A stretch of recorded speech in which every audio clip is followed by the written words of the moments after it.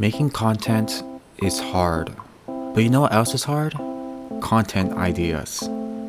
Sometimes you'll be inspired and have all the best ideas you could ever think of, and other times, well, not so much.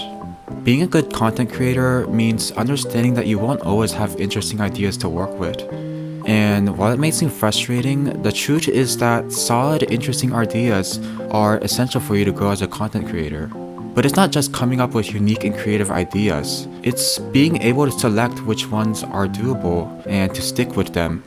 By dumbing your brain of all of your ideas and sifting through them to determine which ones are good, you increase the likelihood of getting a good idea.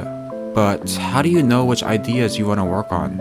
Simply sorting ideas as good or bad isn't specific enough to determine which ones you should work on. So to better understand the smaller nuances of ideas, I have determined 5 factors of which determine whether or not you should go with a certain idea.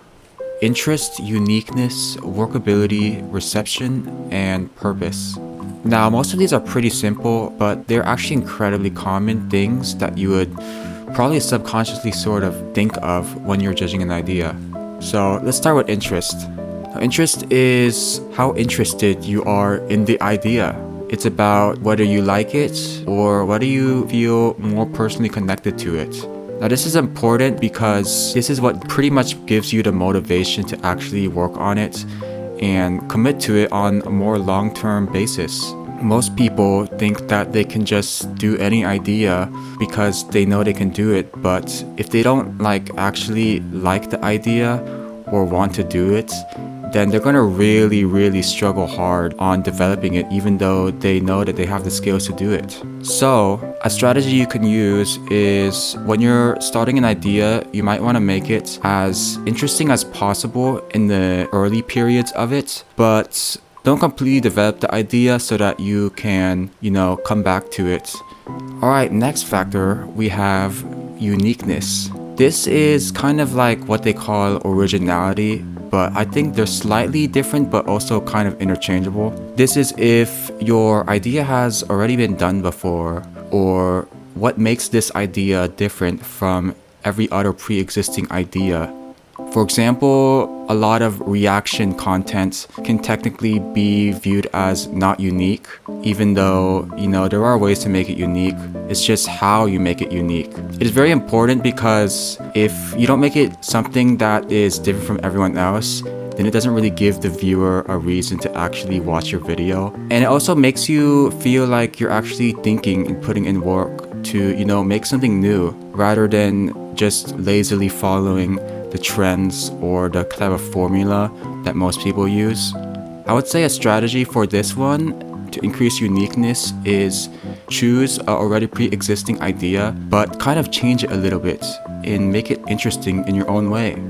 Next, we have workability. This is how easy or hard it is to develop the idea. It's about how much research or outside work you need to use, and sometimes you could just use your internal knowledge.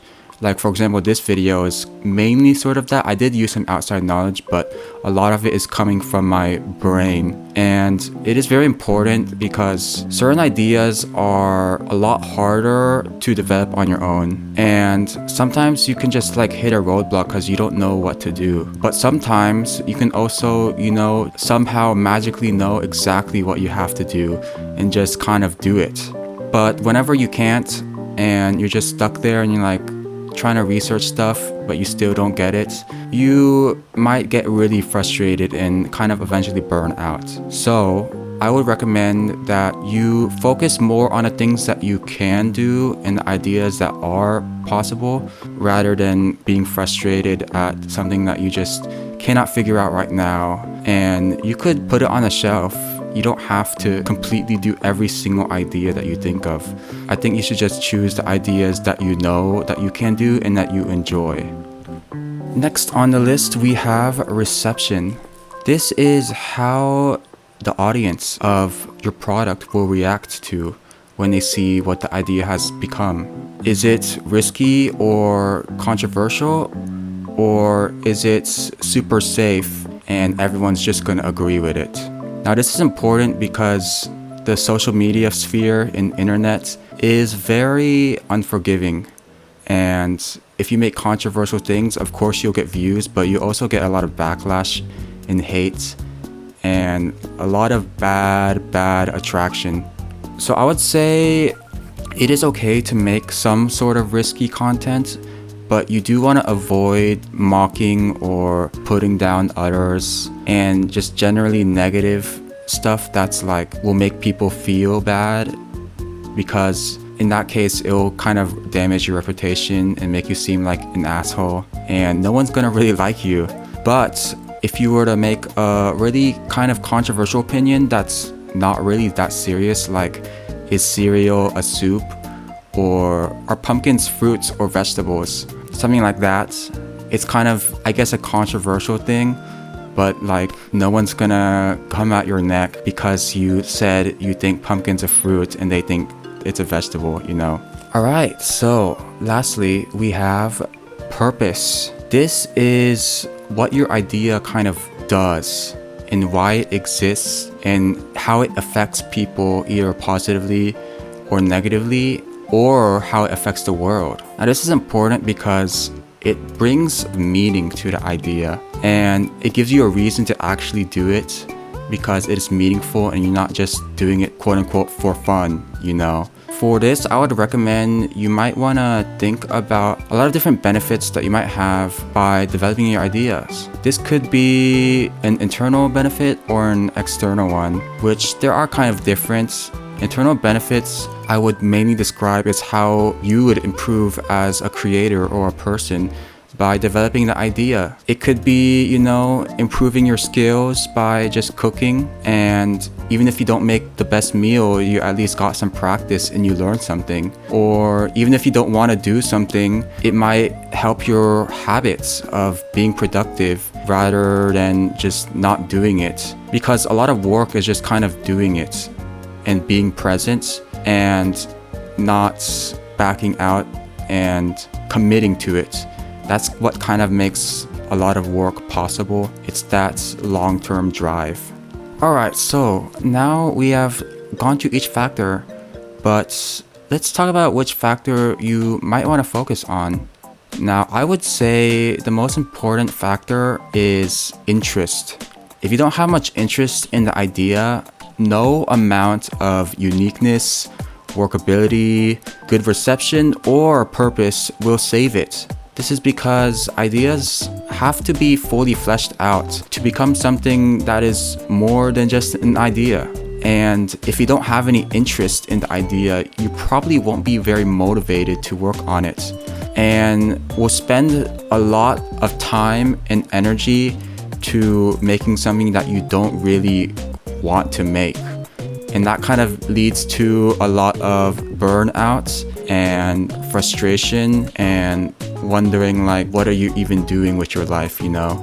However, logistically speaking, workability and reception can also make or break an idea. If it's really hard to work with and no one's gonna like it, you probably don't want to put that much energy into that idea. So in general, I would recommend filtering the ideas that aren't workable or positively receptive as a kind of zero filter, or like the initial filter. And then you can focus on the remaining three factors of interest, uniqueness, and purpose.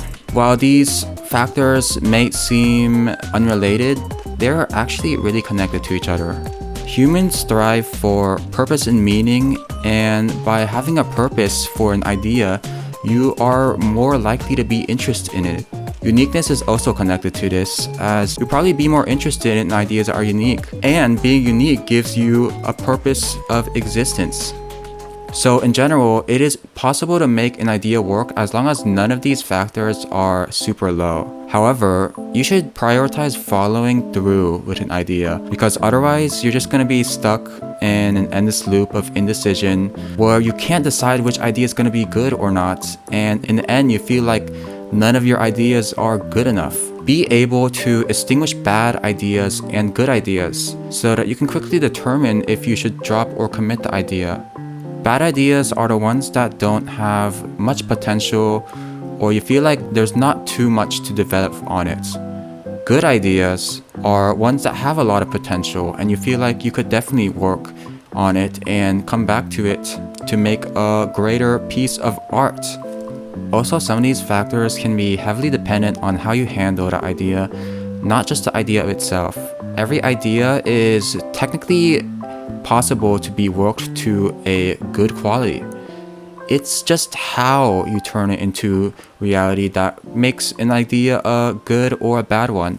So yeah, ideas are a pretty tricky topic that pretty much all humans have to kind of face. In general, I would recommend at least giving every idea you have a chance or the benefit of the doubt, because you can't really know how good an idea is until you actually work on it.